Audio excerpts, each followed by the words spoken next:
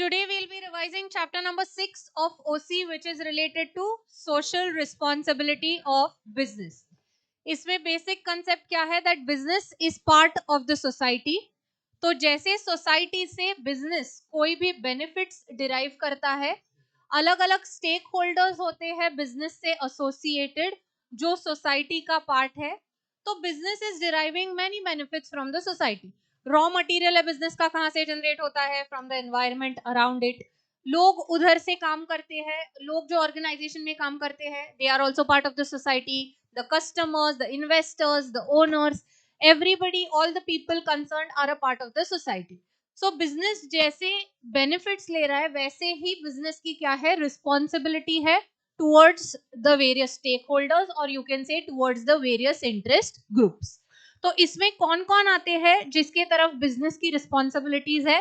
सबसे पहले आते हैं owners, उसके बाद आते हैं consumers, then we have investors, then we have employees, government and public in general. So these are the various interest groups towards whom business has several responsibilities.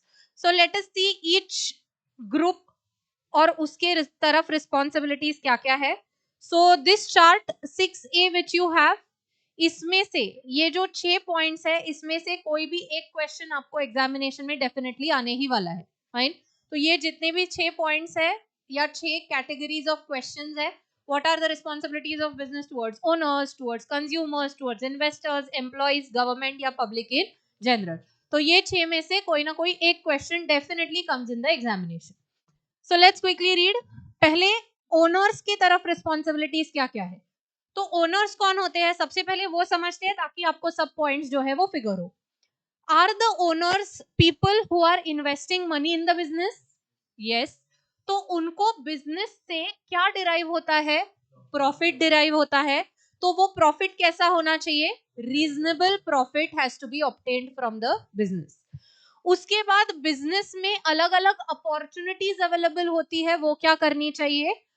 Management ने, employees ने, जो भी टीम है, they have to exploit new business opportunities so that the business grows. Growth में ही additional क्या आएगा? Business का एक्सपांशन और डाइवर्सिफिकेशन जो है वो प्रॉपरली होना चाहिए. Then owners are also the people who provide capital to the business. तो वो जो कैपिटल है वो कैसे होना चाहिए? प्रॉपरली यूटिलाइज होना चाहिए. So there has to be optimum use of capital. And lastly you can say कि गुडविल जो है बिजनेस का वो अच्छा बना रहना चाहिए in the market so that the business is able to grow. तो ये 5 पॉइंट्स है जो कॉमनली आपको याद रह सकते हैं. सो फर्स्टली क्या है, उनको क्या मिलता है ओनर्स को बिजनेस से? प्रॉफिट. तो वो प्रॉफिट कैसे होना चाहिए? रीजनेबल. बिजनेस अपॉर्चुनिटीज है, so exploitation of business opportunities, expansion and diversification, optimum use of capital and lastly creating goodwill. तो 4 मार्क्स के लिए क्वेश्चन आएगा. 4 से 5 पॉइंट्स आपने लिखे तो भी सफिशिएंट है. फाइन.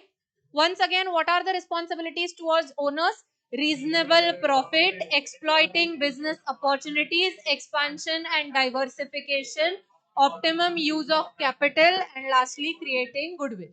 फाइन. ओके. नेक्स्ट आते हैं रिस्पॉन्सिबिलिटीज टुवर्ड्स कंज्यूमर्स. तो कंज्यूमर्स के तरफ रिस्पॉन्सिबिलिटीज क्या है?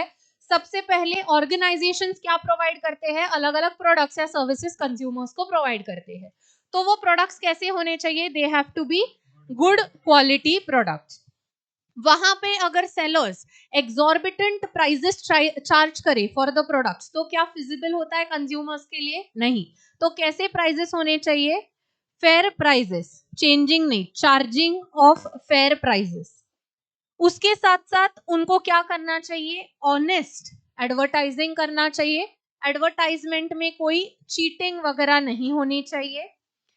they have to ensure the safety of the consumers and they have to ensure a regular supply of goods. आप सेफ्टी ऑफ द कंज्यूमर्स की जगह अवॉइड कंज्यूमर एक्सप्लॉइटेशन, ये भी एक कॉमन पॉइंट ले सकते हो. फाइन. तो क्या क्या है? Firstly they have to provide good quality products, then they have to charge fair prices, they have to ensure कि regular supply of goods is maintained. Advertising जो है वो ऑनेस्ट होना चाहिए एंड कंज्यूमर एक्सप्लॉइटेशन जो है वो अवॉइड होना चाहिए, या कंज्यूमर्स की सेफ्टी जो है वो इंश्योर होनी चाहिए. Fine. So exploitation of consumers a pretty easier point. Fine. Yes. So again we'll repeat starting से. ओनर्स की तरफ रिस्पॉन्सिबिलिटी क्या है? Reasonable profit, exploiting business opportunities, expansion and diversification, optimum use of capital, creating goodwill. Towards consumers क्या responsibility है? Good quality product, charging fair prices, regular supply of goods, honest advertising and avoid consumer exploitation. Again consumers के तरफ क्या क्या responsibility है? Good quality products, charging fair prices, regular supply, honest advertising and avoid consumer exploitation. Fine. Okay. Next है responsibility towards investors. क्या है business की? So firstly they have to ensure कि business में इन्वेस्टर्स ने जो पैसा इन्वेस्ट किया है उसके ऊपर उनको क्या मिले? प्रॉपर रिटर्न मिले. So the return on investment has to be proper. Next है इन्वेस्टर्स को रिटर्न तो मिल रहा है, बट बिजनेस में क्या क्या होने वाला है, क्या क्या प्रोस्पेक्ट्स है, क्या क्या प्लान है, जैसे हम जिसको बोलते हैं आपके बिजनेस का प्रोजेक्ट रिपोर्ट होता है या प्लान होता है, वो आपको इन्वेस्टर्स को सबमिट करना पड़ता है before you raise the finance. तो ये क्या है? इसका मतलब इंफॉर्मेशन जो होती है ऑर्गेनाइजेशन को के बारे में वो प्रॉपरली डिस्क्लोज करनी है. सिमिलरली वहां पे ट्रांसपेरेंसी मेंटेन होनी चाहिए. उनके फंड्स है तो उनको प्रॉपर स्टेटमेंट्स, फाइनेंशियल्स का डिस्क्लोजर, ये सब प्रॉपरली होना चाहिए ताकि उनको समझे कि उन्होंने जो पैसा दिया है वो प्रॉपरली यूज हो रहा है या नहीं हो रहा है. Next is proper conduct of meetings and handling their grievances. साथ साथ उन्होंने बोला है कि सॉल्वेंसी पोजीशन या आपकी प्रॉपर लिक्विडिटी पोजीशन जो है वो मेंटेन हो जानी चाहिए ताकि आप उनके पैसे जो है प्रॉपर टाइम पे रिटर्न कर सको. Fine.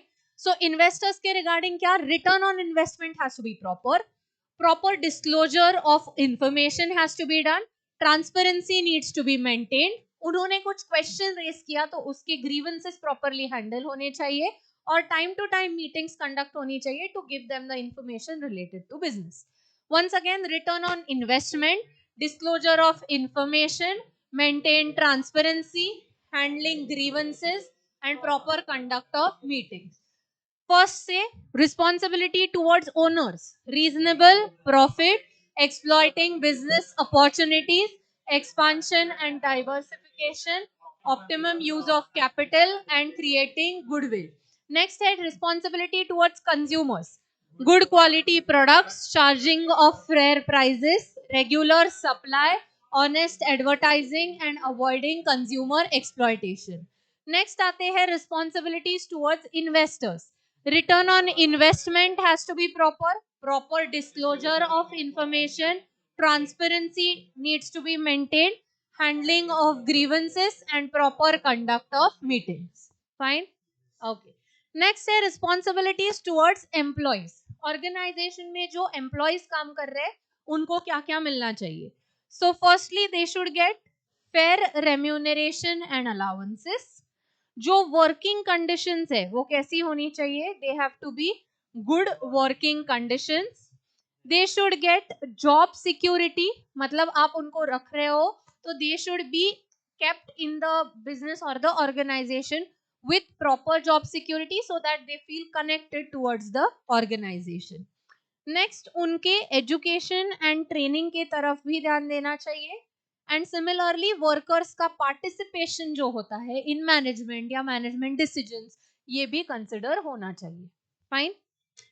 So firstly fair remuneration and allowances, good working conditions, job security, workers participation in management and education and training. Fair remuneration and allowances, good working conditions, job security, workers participation in the management, education and training. Fine. Okay. इसके पहले का responsibility towards investors क्या था? Return on investment, proper disclosure of information, transparency to be maintained, handling grievances and proper conduct of meetings. Responsibility towards employees, fair remuneration and allowances, good working conditions, job security, workers' participation in the management and education and training. Clear? Okay. Next है government की तरफ क्या responsibilities है. तो सबसे importantly हम government को organisation से क्या पे करते हैं, टैक्स पे करते हैं एंड उसके रूल्स रेगुलेशंस जो है वो फॉलो करते हैं. So properly and timely payment of taxes and observing the rules and regulations which are laid down by the government. इसके साथ साथ गवर्नमेंट को और किस चीजों में बेनिफिट हो सकता है बिजनेस ऑर्गेनाइजेशन से? Earning foreign exchange for the country, then economic development. So जैसे बिजनेसेस प्रोग्रेस होते हैं वैसे क्या होता है, इकोनॉमी का भी ऑटोमेटिक डेवलपमेंट होता है. एंड उसके साथ साथ contributions to government treasuries. So this can also help the government. क्या क्या है? Timely payment and proper payment of taxes, following the rules and regulations, earning foreign exchange, contributing in economic development and contributing to government treasury. Once again, what are the responsibilities towards government? Timely and proper payment of taxes, observing rules and regulations, earning foreign exchange, economic development and contributing to government treasury. Fine. Okay. इसके पहले वाला क्या था? Responsibilities towards employees. क्या है? fair remuneration and allowances, good working condition, job security, workers participation in management, education and training. Next, towards government, timely payment of taxes, following rules and regulations, earning foreign exchange, economic development and contributing to government treasury. Fine. Now last, public in general के लिए क्या क्या responsibilities है business की? तो firstly employment generation, spelling error हुआ है, employment generation. Next है protection of the environment, better and maximum use of resources, development of backward regions and you can also say protects against anti-social activities. So firstly क्या है? Employment generation, protection of the environment, better and maximum use of resources, development of backward regions and protection against anti-social activities. तो जो society के लिए beneficial activities है, initiatives है, उनमें actually organisations को पार्ट लेना चाहिए. So that is how they can benefit the public in general. Government के लिए क्या क्या रिस्पॉन्सिबिलिटीज थी? Timely payment of taxes, observing rules and regulations, earning foreign exchange, economic development and contributing to government treasury. Then responsibility towards public in general क्या था? Employment generation, protection of environment, better and maximum use of resources, development of backward regions and protection against anti-social practice. Fine. Starting से अभी करते हैं. First, what is the responsibility या what are the social responsibilities of a business towards its owners?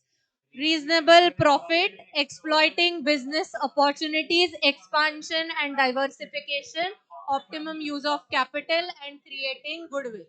Responsibilities towards consumers, good quality products, charging fair prices, regular supply of goods, honest advertising and avoid consumer exploitation. Towards investors, return on investment, proper disclosure of information, maintain transparency, handling grievances and proper conduct of meetings. Towards employees, fair remuneration and allowances, good working conditions, job security, workers' participation in management, education and training. Government, timely payment of taxes, observing rules and regulations, earning foreign exchange, economic development and contributing to government treasury. Next, public in general, employment generation, protection of environment, better and maximum use of resources, development of backward regions and protect against anti-social activity. Fine. Okay. So इन 6 में से कोई भी एक question definitely 1 to 2 questions exam to exam differ करते हैं. Fine. Next point में आते हैं, यहाँ पे हमने डिस्कस करना है what is the actual need for having social responsibility. मतलब हमने बोला कि बिजनेस की इतनी सारी रिस्पॉन्सिबिलिटीज है towards various stakeholders, but what is the need, क्यों होनी चाहिए ये responsibility. So firstly concept of trusteeship. Concept of trusteeship का मतलब क्या होता है कि जैसे बिजनेस सोसाइटी का पार्ट है तो उनको क्या होना चाहिए, सोसाइटी को अच्छा खासा ट्रस्ट जो है बिजनेस ऑर्गेनाइजेशंस पे डेवलप होना चाहिए, that the businesses are working for the good of the society, for the betterment of the stakeholders etcetera. So ये क्या है, this is concept of trusteeship. Next है changing expectations of the society. अभी आजकल के trend में ऐसे चल रहा है कि जो ऑर्गेनाइजेशंस अच्छे प्राइजेस देते हैं, बेटर क्वालिटी प्रोडक्ट्स देते हैं, are you going to prefer them? Yes. So यहाँ पे क्या है, एक्सपेक्टेशंस अगर सोसाइटी की बढ़ रही है तो उस हिसाब से बिजनेस ऑर्गेनाइजेशंस को भी अपनी रिस्पॉन्सिबिलिटीज या कमिटमेंट्स फुलफिल करनी पड़ती है। ये रिस्पॉन्सिबिलिटीज फुलफिल करेंगे तभी क्या होगा, उनका अच्छा रेप्यूटेशन जो है वो मार्केट में बना रहेगा। Next is it is their responsibility to protect the environment, because जैसे हमने बोला they are deriving various benefits from the government, from the environment.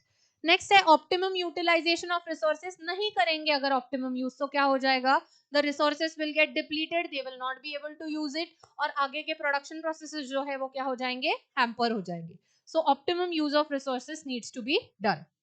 और बाकी कुछ ग्रुप से भी उनको प्रेशर रहता है, जैसे क्या है, ट्रेड यूनियंस। तो ट्रेड यूनियंस के कारण क्या होता है कि उनको एम्प्लॉयज के साथ या उनको ओवरऑल जो लोग एसोसिएटेड है ऑर्गेनाइजेशंस के साथ, उनको फेयर ट्रीटमेंट या प्रॉपर पेज ये सब एंश्योर करते रहना पड़ता है, नहीं तो ट्रेड यूनियंस होते हैं उनके स्ट्राइक्स होंगे, ये सब प्रॉब्लम्स क्रिएट हो सकते हैं। उसी तरह उन इन लाइन क्या होते हैं, कंज्यूमर मूवमेंट्स। सो कंज्यूमर्स को भी अगर वो चीट करेंगे, प्रॉपर प्राइसेस नहीं चार्ज करेंगे, गलत गुड्स देंगे, गलत एडवर्टाइज करेंगे, तो उनके अगेंस्ट कंज्यूमर प्रोटेक्शन एक्ट के अंदर या कंज्यूमर राइट्स के हिसाब से भी एक्शन लिया जा सकता है। इसलिए क्या नेसेसरी है, they have to have proper social responsibility in place.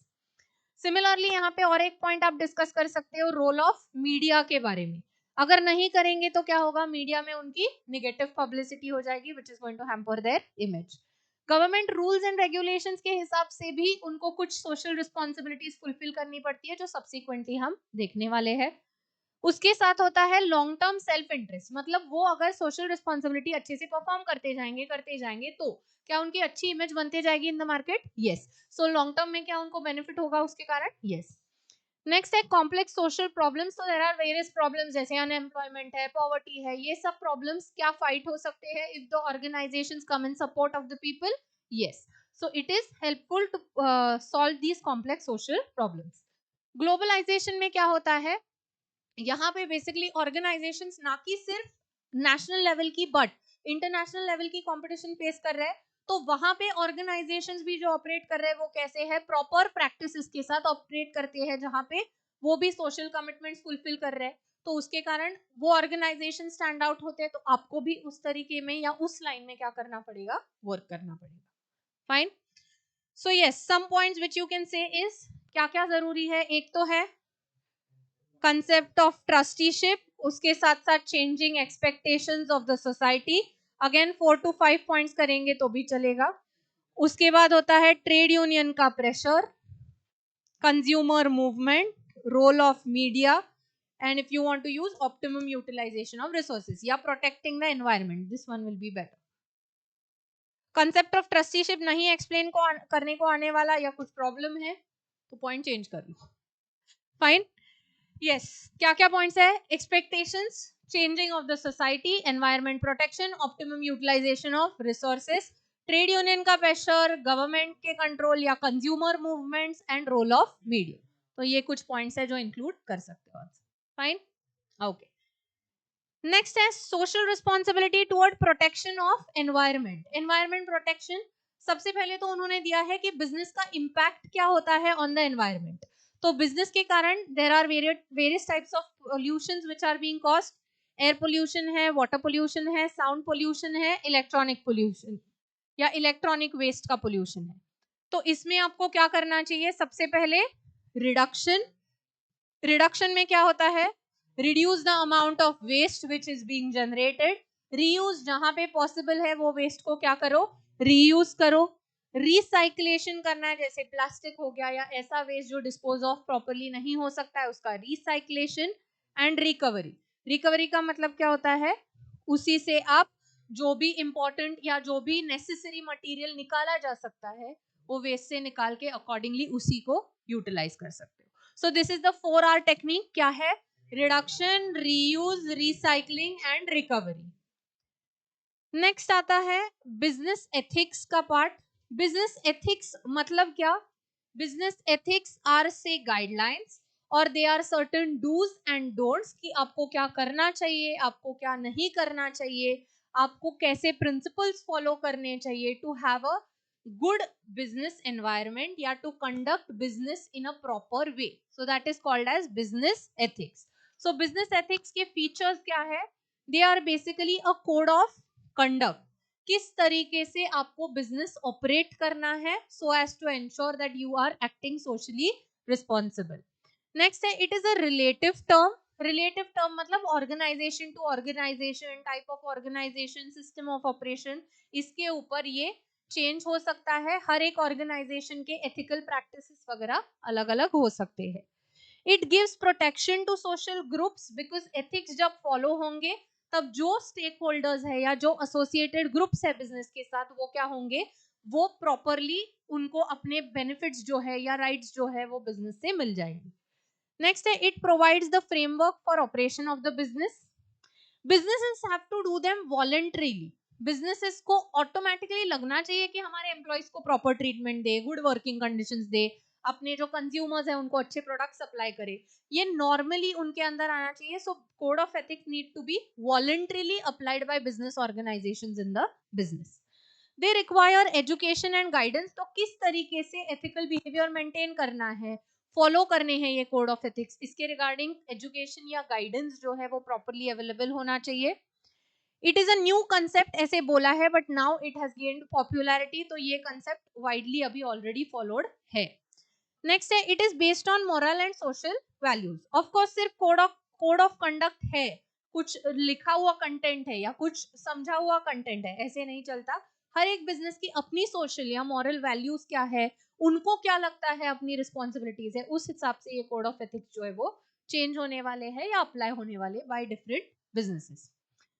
So these are the features of business ethics. इसमें अभी क्या क्या आता है, इसमें उन्होंने हमको बिजनेस एथिक्स के अंडर क्या क्या दिया है, कुछ डूज है क्या करना चाहिए, कुछ डोंट्स है क्या नहीं करना चाहिए, अवॉइड क्या चीजें करनी चाहिए कि preferably not to do it, and what all things you need to accept while operating as a organisation. So dos में क्या है, टैक्सेस चार्जेस सब रेगुलरली पे करो, एम्प्लॉयज को वगैरह फेयर वेजेस पे करो, सेफ्टी एंड सिक्योरिटी आपके प्रोडक्ट्स की जो है वो इंश्योर करनी है, क्वालिटी प्रोडक्ट्स सप्लाई करने हैं एज पर the consumer expectations, give due respect and honor basic rights of consumers, and importantly use part of the profits of the company for the society. Don'ts क्या है, healthy competition destroy नहीं करनी है। मतलब होता है ना कभी कभी मोनोपोली सिचुएशन क्रिएट की जाती है डेलिबरेटली, दो तीन टॉप प्लेयर्स होते हैं वो एक साथ आते हैं और एक साथ मिलकर काम करने लगते हैं, तो छोटे प्लेयर्स को बाहर मार्केट से निकाल देते हैं या इतनी एग्जॉर्बिटेंट प्राइस चार्ज करते हैं, कंज्यूमर्स को कोई ऑप्शन नहीं बचता उनसे खरीदने के अलावा। तो ये क्या है, ये डेलिबरेट मोनोपोली क्रिएट की जा रही है, तो ऐसा नहीं होना चाहिए। You have to maintain healthy competition. Do not cheat or exploit consumers. Do not create monopoly. Do not resort to hoarding or black marketing. मतलब गुड्स आपके पास अवेलेबल है फिर भी आप मार्केट में नहीं बेच रहे हो, आर्टिफिशियल शॉर्टेज क्रिएट कर रहे हो, ताकि क्या हो, ताकि जब शॉर्टेज क्रिएट हो तो प्राइसेस इंक्रीज हो और तब आप बेच सको, तो ये क्या है, hoarding and black marketing. Do not create secret और अनरीजनेबल प्रॉफिट्स, तो कुछ गलत वेज इंप्लीमेंट करके सीक्रेट या अनरीजनेबल प्रॉफिट्स नहीं अर्न करने हैं। क्या क्या अवॉइड करना है, unfair competition, concentration of economic power and agreement with fellow businessman for controlling production, distribution, pricing etcetera. मतलब आप किसी से गुड्स सप्लाई ले रहे हो, रॉ मटेरियल का सप्लाई, उनको बोल रहे हो आप सिर्फ हमें बेचोगे और किसी को नहीं बेचोगे, ये क्या कर रहे हो, you are restricting them, you are restricting their distribution. आप किसी को सप्लाई कर रहे हो बट बोल रहे हो आप उनको कि सिर्फ हमसे ही खरीदना है, बाकी कोई और आप ऑर्गेनाइजेशन से नहीं खरीद सकते, या इतने तक ही आपको मैन्युफैक्चरिंग आपका रखना है, इससे नहीं बढ़ा सकते। तो ये सब क्या है, रेस्ट्रिक्टिव ट्रेड प्रैक्टिसेस, जो दूसरे प्लेयर्स को क्या कर रही है, रेस्ट्रिक्ट कर रही है from smoothly conducting their business activity. तो this should be avoided. Except क्या क्या चीजें करनी चाहिए, service first, profit next, next customer is the king, and just fair human efficient and dynamic type of business should be done. Next important point in discussion is corporate social responsibility. So what is corporate social responsibility? It is again the responsibility of business towards the society, but ये compulsory एक requirement है as per law, जो हर एक entity को, organization को fulfill करनी पड़ती है। तो corporate entity को corporate social responsibility fulfill कब करनी पड़ती है, उसकी applicability कब आती है, CSR कमिटी बनाने के लिए बेसिक लिमिटेशंस क्या क्या है, net worth has to be 15 crore or more, turnover 1000 crore or more, and net profit 15 crore or more. तो net worth of the business और you can say equity या shareholders funds in the business जो भी है वो कितने होने चाहिए, once they reach 1500 crore, तो 1500 crore और more एक बार वो चले जाते हैं तो कंपल्सरीली आपको क्या एस्टैब्लिश करनी पड़ेगी, CSR कमिटी, जिसके थ्रू आपको ये कॉर्पोरेट सोशल रिस्पॉन्सिबिलिटी के नॉर्म्स फुलफिल करने पड़ेंगे। तो क्या रिक्वायरमेंट है for appointing a CSR committee, net worth 1500 crore और मोर, टर्नओवर 1000 crore और more, and net profit 15 crore और मोर। इसमें रिक्वायरमेंट क्या फुलफिल करनी पड़ती है, all companies have to spend in every financial year at least 2% of the average net profit of preceding 3 financial years for CSR। इसमें अभी किस किस वे से स्पेंडिंग किया जा सकता है, एक तो आप आपके ऑर्गेनाइजेशन के अंदर ही कुछ एक्टिविटीज चलाओ जो ये CSR के अंडर कवर होती है, या कोई दूसरे ऑर्गेनाइजेशन को फंडिंग करो जो ये CSR के लिए काम करता है। So incorporate in board report annual report on CSR। तो आपको आपके बोर्ड रिपोर्ट, जो बोर्ड ऑफ डायरेक्टर्स अपना रिपोर्टिंग करते हैं, उसमें ये CSR का रिपोर्ट भी अटैच करना पड़ता है। Similarly report disclose CSR committee का composition, average profit for last 3 years, prescribed expenditure और मनी आपने कितना स्पेंड किया है, ये डिस्क्लोजर्स इनकॉर्पोरेट करके रिपोर्ट सबमिट करनी पड़ती है। रिक्वायरमेंट समझे, आपको CSR करने के लिए सबसे पहले क्या है, CSR कमिटी बनानी पड़ती है, कितने लिमिट्स के ऊपर, नेट वर्थ इज 1500 crore और मोर, टर्नओवर इज 1000 crore और more, and net profit is 15 crore और मोर। ये कमिटी एस्टैब्लिश हुई तो CSR के कंप्लायंसेस करने पड़ते हैं। कंप्लायंसेस में दो इंपॉर्टेंट आपको दिए हैं, all companies have to spend in every financial year 2% of the average net profit of the preceding 3 financial years, and you have to submit a CSR report in your board report। और ये CSR report में क्या क्या आना चाहिए, CSR committee का composition क्या है, एवरेज प्रॉफिट क्या है पिछले साल का, ताकि क्रॉस वेरीफाई कर सके कि 2% स्पेंडिंग हुआ है या नहीं हुआ है, and expenditure which you have actually spend, and अगर नहीं स्पेंड किया है उतना तो क्यों नहीं स्पेंड किया है वो भी मेंशन करना पड़ेगा। CSR कमिटी का कॉम्पोजिशन कैसे होगा, there have to be 4 directors who meet at least twice a year and recommend CSR policy and activities. Non compliance, ये कंप्लायंस अगर नहीं होता है तो क्या, तो एवरी कंपनी को पेनल्टी है 50,000 to 25 lakh rupees, and for director imprisonment up to 3 years and fine 50,000 to 5 lakh।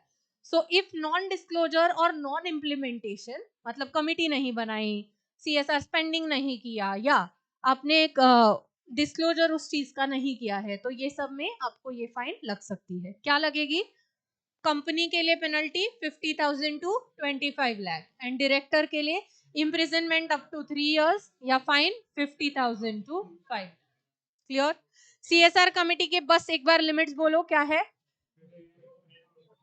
Net worth 15 crore और मोर, टर्नओवर 1000 crore और मोर, नेट प्रॉफिट 15 crore और मोर, और CSR स्पेंडिंग कितना, 2% of the average net profit of the last 3 years। okay, yes, so that's it about chapter number 6। CSR की short note भी आपको पूछी जा सकती है इन योर एग्जाम, तो आपको ये पूरा पार्ट जो है वो लिखना पड़ेगा। Fine, okay. 4 मार्क के लिए पूछते, पर ये बड़ा आंसर नहीं आता कभी। Okay, that's it for chapter number 6। Thank you.